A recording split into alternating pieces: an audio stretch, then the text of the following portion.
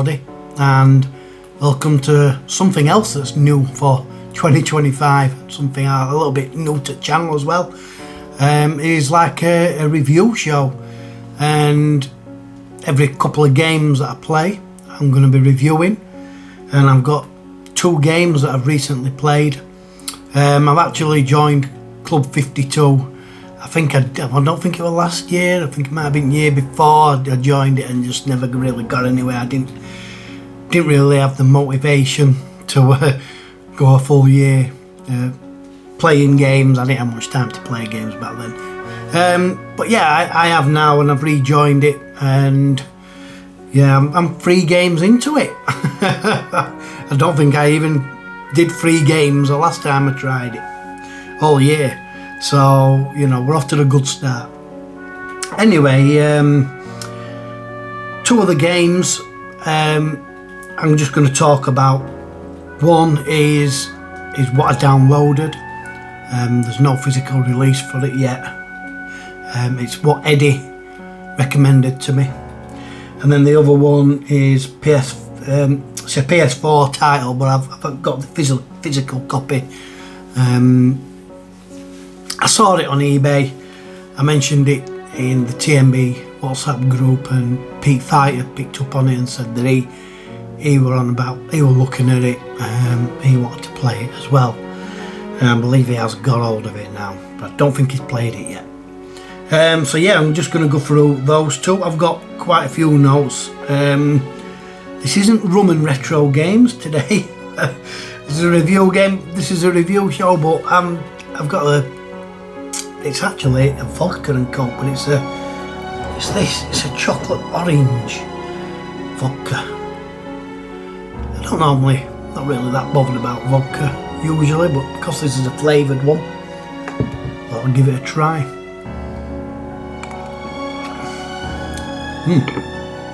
Quite nice, must admit, quite nice that. Can't really taste much of the chocolate orange, if I'm honest.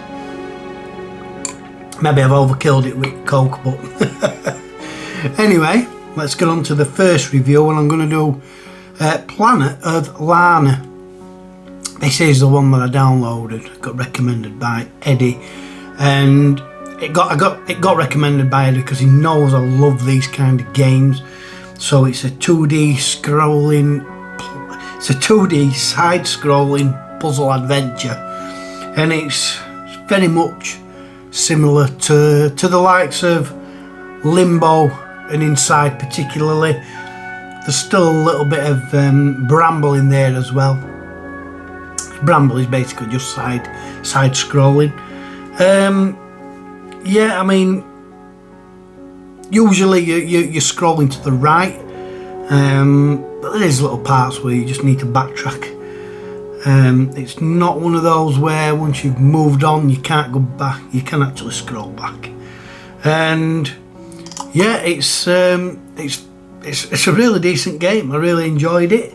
It's felt very colourful, certainly a lot more colourful than Limbo and Inside, which had a really dark setting. Even Bramble were quite dark. It did have its colourful moments, but yeah, it was still quite a dark story. This one, apparently the visuals were inspired by Studio Ghibli, whatever that is.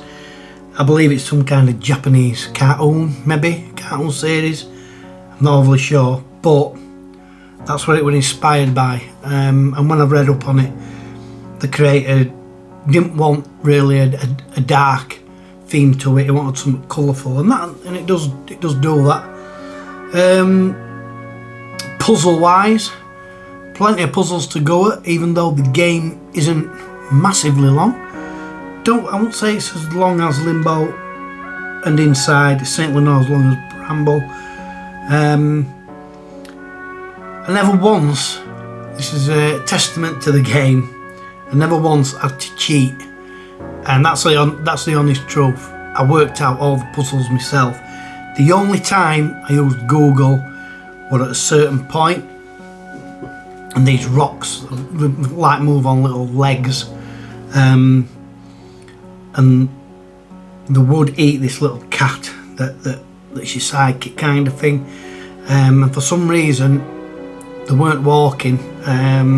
The game had worked out the game had actually glitched, so I basically just had to restart from the nearest checkpoint, and then once I'd restarted the game, carried on from that checkpoint. It worked fine.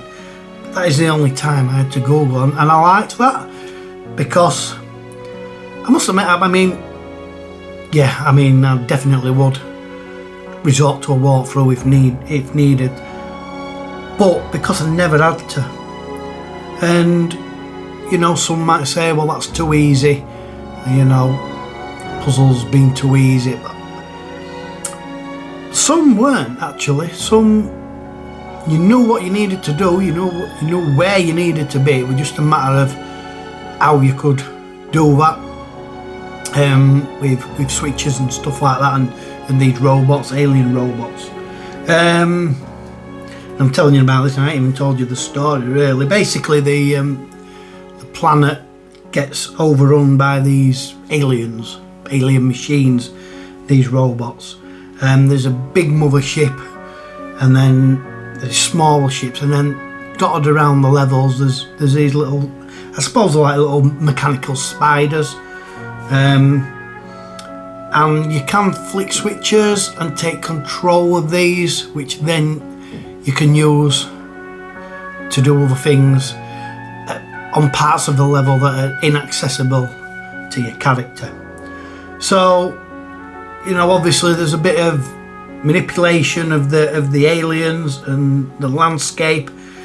You come across this little cat creature called Mui, and similar thing, you need to use Mui to jump about the levels and activate switches and stuff, to help you. So, you know, yeah, I mean, compared to Limbo and Inside, the puzzles were a lot easier, but I'm glad, because there's obviously more of a sense of achievement when you actually do it yourself without resorting to a walkthrough. Yeah, I mean, story wise, eventually you get to the mothership, and obviously you know, you need to save the planet inside the mothership, and yeah, I mean, like I said, I don't know what the Studio Ghibli is, and I don't know what their visuals are like, other than seeing this game and it being inspired by those. So I'm assuming that's the kind of theme that it is. But yeah, the gorgeous graphics. Like I says, it is nice and colourful. It's not really dark. You do go underneath into caves, and you know, it's dark in that sense. You need a light, but not dark. Atmospherically dark. Good sound, and the music is really good. It's very cinematic. It builds up nicely when you're coming across something, you know, of significance. Easy to control and get used to it. You know, it's intuitive. Story's compelling enough to keep your attention. You never really get bored of it. You know, you've got that where you want to keep on going, and you want to see the next bit, and you want to carry on. You actually want to, you know, you do want to carry on and save the planet. So yeah, I must admit, I really enjoyed it, and it is a game I could play through again, like I did with Bramble, Limbo and Inside. Played all those twice, I think. So I really enjoyed that game, and I would recommend it. I'm not going to do points reviews, I'm just going to say whether I liked it or not. So, moving on to the next game, which is what I've just done actually last night, prior to recording this. And this is Lord Winklebottom Investigates, and it's a giraffe detective. How did I come across this now? I'm not right sure. Did it get recommended? It got recommended on eBay. No, I think I was just searching for sealed games on eBay, and that came up. And I think I mentioned it in, like I say, in the TMB WhatsApp group. Pete said that he was going to get it. The main character is a giraffe, a detective giraffe, and his psychic Dr. Frumple's a hippopotamus. Very, very similar to, you know, Sherlock Holmes. Yeah, it's basically a point and click adventure. It's definitely aimed more at kids and the younger ages. It's very tame dialogue. With, you know, attempts to be funny throughout, which really don't work. Not to adults. Ain't even any, you know, adult jokes slotted in, you know, cleverly, or it's just very childish jokes. But anyway, yeah, basically there's a murder of this axolotl. If you don't know what an axolotl is, Google it, because I couldn't tell you what one is anyway. It's like it's some kind of weird sea creature. But he owns this island. He's very wealthy, but he's murdered. And so you can imagine it's very much a whodunit kind of game, and most of the time is spent on this island in the mansion. Going into the rooms, there's always characters in the mansion dotted about, and you've basically got to talk to them, find out things, solve puzzles. Now, bearing in mind, I've just said that it's more aimed at kids and younger ages. I had to Google the walkthrough. I had to drag up the walkthrough quite a bit on this. I hate to say it. I think a lot of point and click adventures are similar, really, with you know, puzzles sometimes being a little tad obscure. It started off well enough, I think. Thought to myself, "Ah, this is going to be quite easy," but yeah, it just descends very quickly into not having a clue what you're supposed to do next. It doesn't help that the storyline's not really that good. Like I say, it's a whodunit, but none of the characters you can actually relate to. I didn't like any of them. I'm honest. Well, just annoying. The main character, Winklebottom, I know it's only a game, but he's annoying. He's boring, straight-laced, and dull.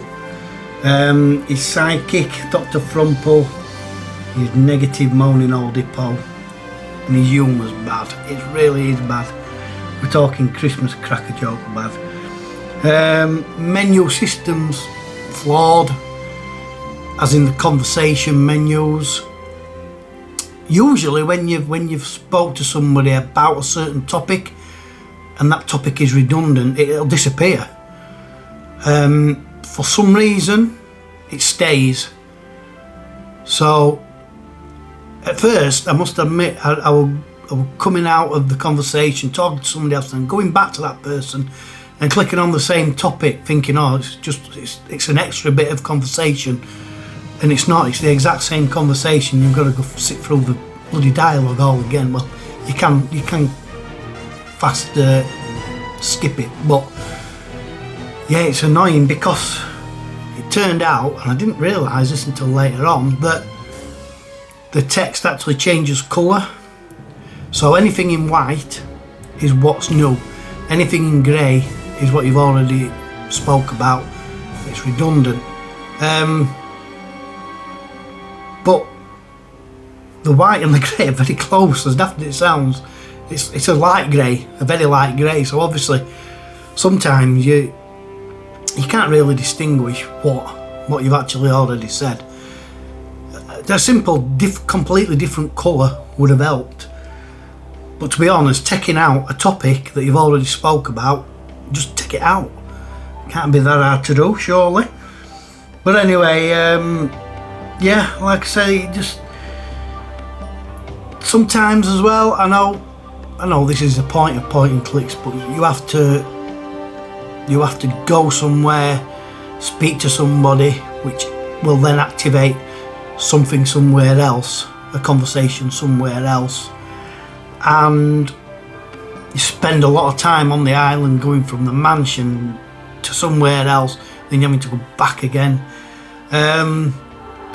particularly later on. And yeah, it just got annoying. It got annoying, and I kind of wanted to come off it, if I'm honest.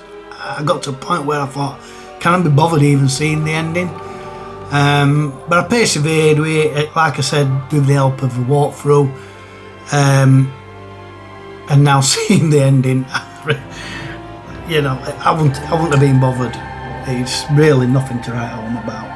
Storyline is, like I said, it's poor. Very underwhelming. The ending's very underwhelming. It's like, is that it? It kind of leaves it on a bit of a cliffhanger, so it's probably open to a sequel. There may already be one. I don't know. This game's been out for a while, obviously. Been on PS4, I would imagine. So there may even be a sequel to that. But I don't think I'll care. I don't think I'll bother. I suppose it'd be alright for young kids if they want something a bit challenging, something that's more their cup of tea. But at the end of the day, and it's not replay. I won't play it again. That's for certain. It's even though it's PS4, I don't think you're going to see graphics here.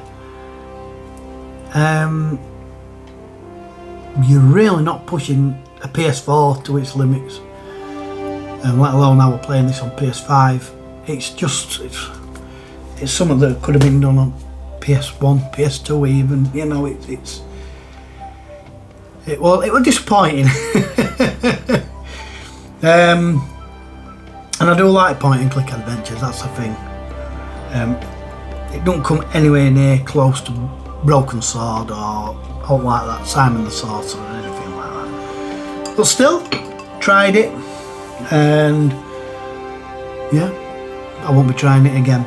So, and that's it, that's the 2 reviews so far. No point me reviewing the 3rd game that I've completed, because it was amazing. Modern Warfare 3. Love that campaign. I haven't had a bad campaign yet.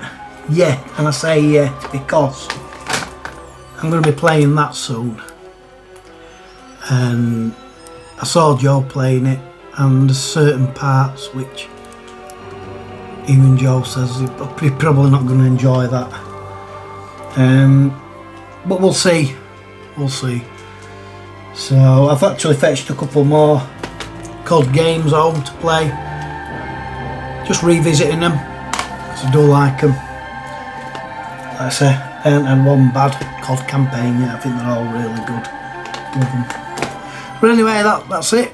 And yep, whether you take on board any of my opinions of these 2 games, that's up to you. But obviously, as you will know if you've watched this, out of the 2, Planet of Lana is definitely worth playing. Definitely. It's a really good game. Leave Lord Winklebottom out of it. Don't bother with that. It's rubbish. Be interested to see Pete's opinion on it. You know, he might like it. He might get more enjoyment out of it than me. But we'll see. Let us know, Pete, when you finish it. So anyway, thank you for watching, and until next time, see you later.